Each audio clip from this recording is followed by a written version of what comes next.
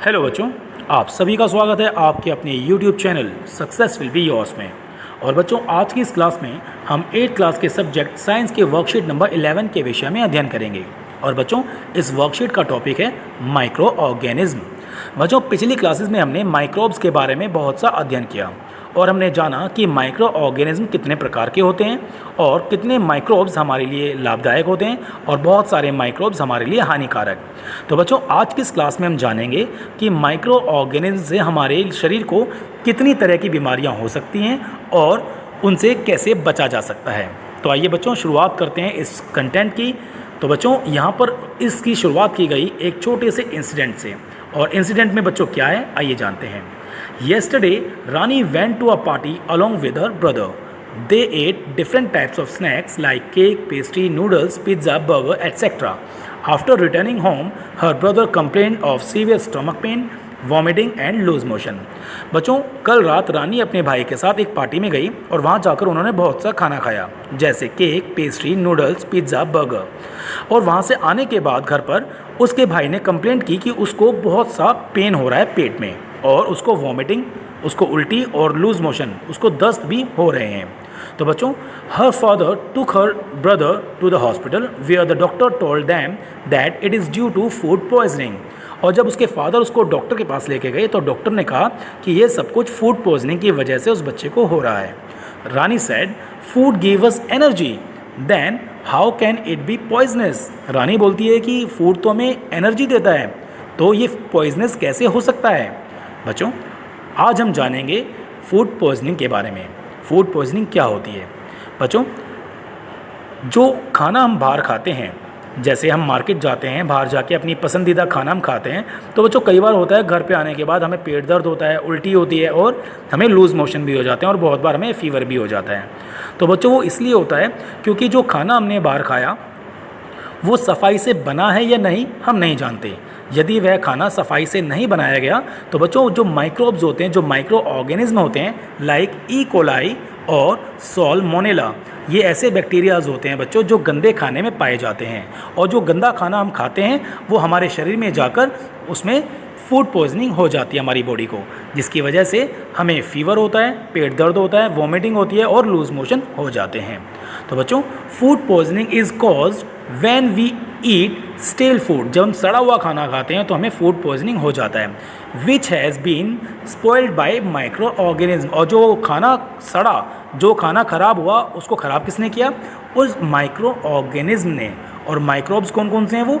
E coli and salmonella, right. तो sometimes microorganism that grow on our food produce toxic and it can lead to serious illness और even death. बच्चों, ये सॉल्मोनेला और मैं जो E coli के बारे में मैंने आपको बताया, ये बैक्टीरिया क्या करते हैं? खाने को सड़ा देते हैं, राइट। ये माइक्रोब्स खाने को सड़ा देते हैं, उसको स्पॉइल कर देते हैं और उस सड़े हुए खाने में ये ग्रो करते हैं।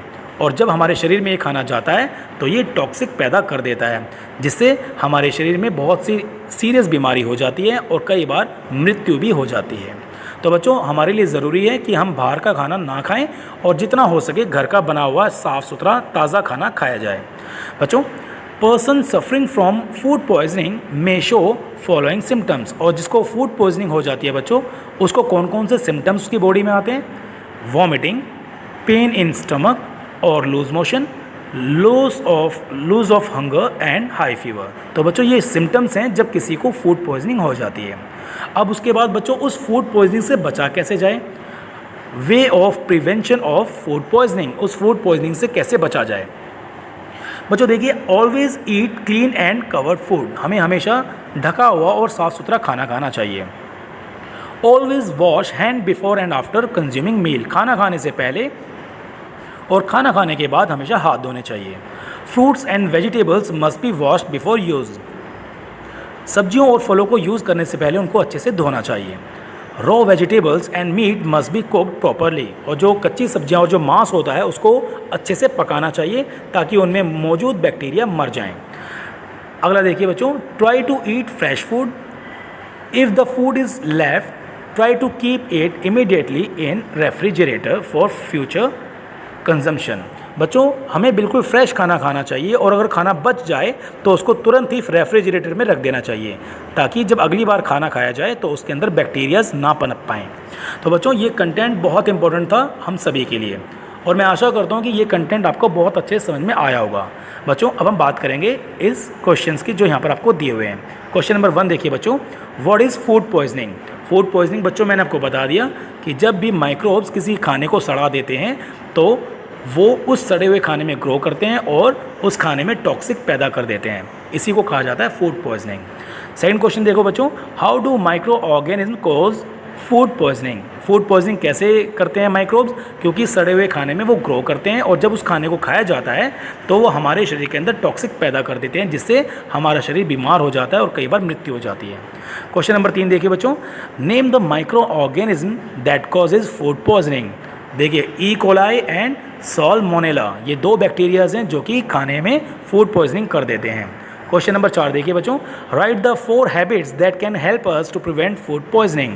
ये 4 हैबिट्स हैं बच्चों, always eat clean food, always wash hand, fruits and vegetables must be washed and raw and meat vegetables must be cooked properly.